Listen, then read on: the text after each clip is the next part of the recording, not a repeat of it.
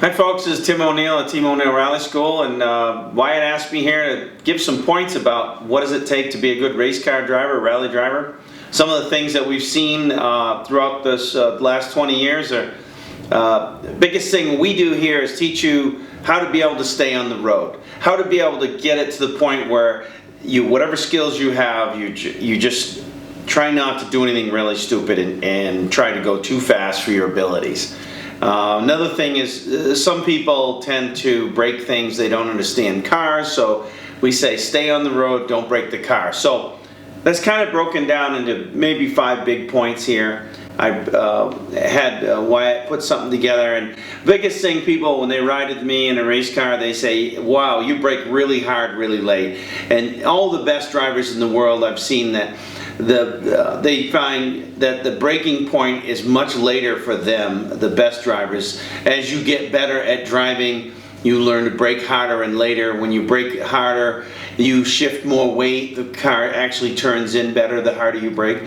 So there's an awful lot to learning how to brake and learning the limitations of driving on the street tends to make you brake early and smooth, and so learn about how much later you can brake and push yourself a little bit every time when the conditions are right for heavy braking. Learn see how late you can brake. And whether you left foot brake or right foot brake, you can brake a little later with your left foot because you don't have to let off the gas to hit the brake. You can brake while you're letting off the gas. Another problem that people have when they start to lose control, when they brake late and they drive really fast, is they start to lose control and maybe the back of the car slides out and oversteer. A lot of times they don't look where they should be going, and that seems to be the biggest thing for car control, is look where you want to go. Even if the car is pointed towards something you don't want to hit, you need to make sure that you're always constantly scanning where you want to be next. And if there's a blind corner, you kind of have to look through that corner. You have to imagine the exit of the corner even though you can't quite see it. That forces you to steer in the right direction, and that also helps you do the braking and accelerating and all the other stuff that you've practiced.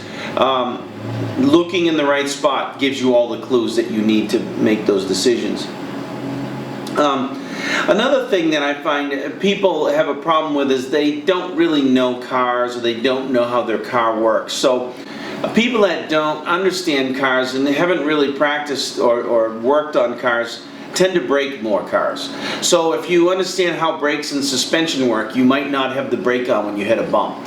You might not spin the tires over a rock and have shock loading a car breaks cars. So if you understand how everything works in the drivetrain, you will be easier on equipment. If you understand how engines work and you have a little coolant leak, you might recognize that it's time to turn on the heater to see if you have a problem, and if you have no heat, then you need to stop and shut your engine off and fix the leak.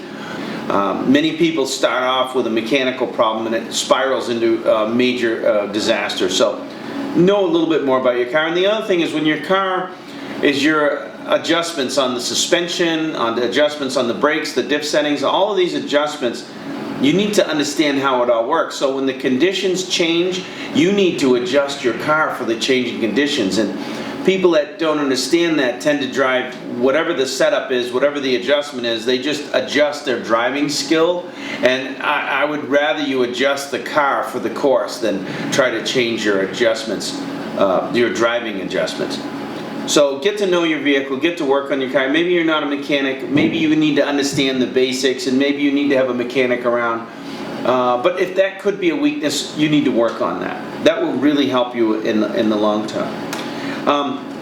Another problem we find is people tend to drive with emotion when they're racing. They get themselves in a situation where they're getting passed by somebody, it makes them angry, they get discouraged.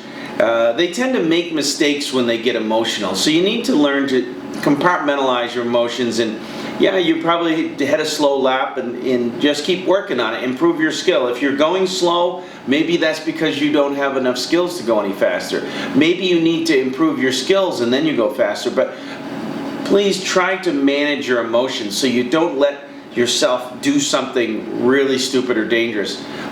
Showing things like bad judgment usually comes out of emotional driving.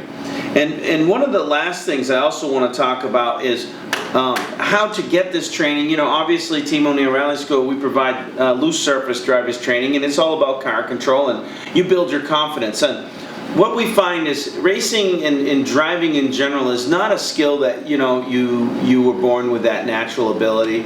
It takes a lifetime of practice and training and testing. So don't think that just because you have some skills that there's no more to learn. There's a lot of ways to get training. Search for more information. Look on the internet, it's easy to find. Go to other driving schools. If you've been to one driving school, you've been to Skip Barber, go to Bonnaroo. If you've been to Bonnaroo, come to the Team O'Neill School. Find different ways to get your training, and always spend enough time looking for new ways. Every time you go out racing, you need to learn something new, because somebody else is learning too. So they might be learning more than you are. So if you just stay with what you know, you're going to fall behind. So it's like business or anything else. You're competitive. You need to learn as much as possible, and every time you go out, there needs to be a new skill, a new lesson, and that will also keep you humble, because there's always somebody faster. You need to work on practicing and testing, and always seek more knowledge. I think you'll find that that's going to be your biggest advantage in this sport of racing. And remember, everybody, I want you to stay on the road, don't break the car. Thank you.